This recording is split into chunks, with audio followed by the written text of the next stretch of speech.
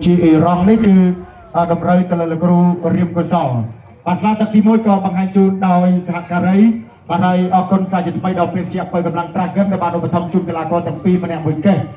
បាទពេលជាបើកម្លាំង Dragon គឺថ្ងៃនេះគឺបានឧបត្ថម្ភគ្រប់គ្រងកីឡាកររបស់យើងប្រកួតនៅទឹកដីនៃខេត្តសៀមរាបបាទហើយបាក់ការប្រកួតនៅថ្ងៃ Dragon គុនខ្មែរគូមិត្តភាពអន្តរជាតិកម្ពុជារងទឹកទី1 round 1ស្វាគមន៍មកកាន់ការប្រកួតទឹកទី1ទោះដៃគ្នាមួយសិន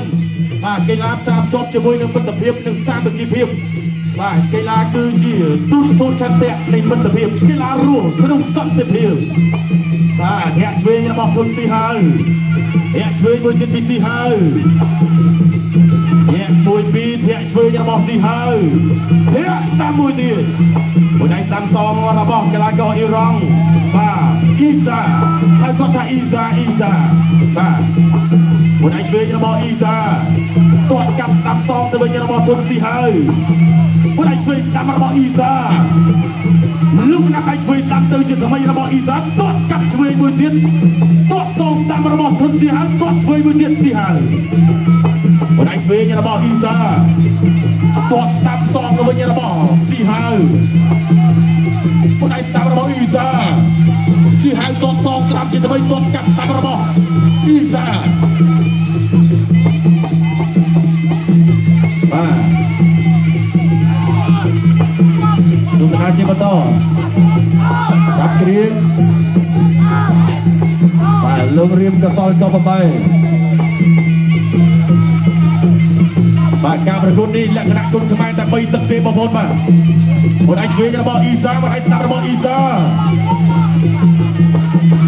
ទៀតស្ដាំរបស់ទុនស៊ីហើយហកចាក់ជង្គង់ឆ្វេងទៅមួយទៀតចាក់ជើងជន់មួយដៃស្ដាំសងរបស់អ៊ីសាជង្គង់របស់ស៊ីហើយអូ 1 2 3 4 5 6 7 8បាទបន្តការប្រកួត continue បន្តការប្រកួតជង្គង់របស់ស៊ីហើយមួយដៃឆ្វេងរបស់អ៊ីសាគេផ្លាស់សេថយតស្ដាំរបស់ទុនស៊ីហើយចាប់ជើងជាប់ពីអ៊ីសាចាប់ជាប់ស៊ីហើយប្រើកែងទៅបន្តទៀតលោករៀមកសលទៅមកហើយឥឡូវចាំមើលចេះកសលបាទ1 2 3 4 5 6 7 8បន្តការប្រកួត continue បាទបន្តការប្រកួតចូលមកដៃស្ដាំរបស់ទុនស៊ីហើយភាក់ឆ្វេងរបស់ស៊ីហើយទាស់ស្ដាំពីអ៊ីសាមកដៃស្ដាំរបស់អ៊ីសាចាក់ជង្គង់របស់ស៊ីហើយ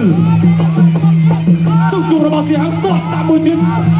ចាប់ជើងជាប់ទាញបោះជង្គង់លោករៀមកសលក៏ប្រម៉ែចូលបោះជង្គង់ស្ដាំរបស់ស៊ីហើយមួយដៃស្ដាំរបស់ស៊ីហើយចាក់ជង្គង់មួយទៀតអូ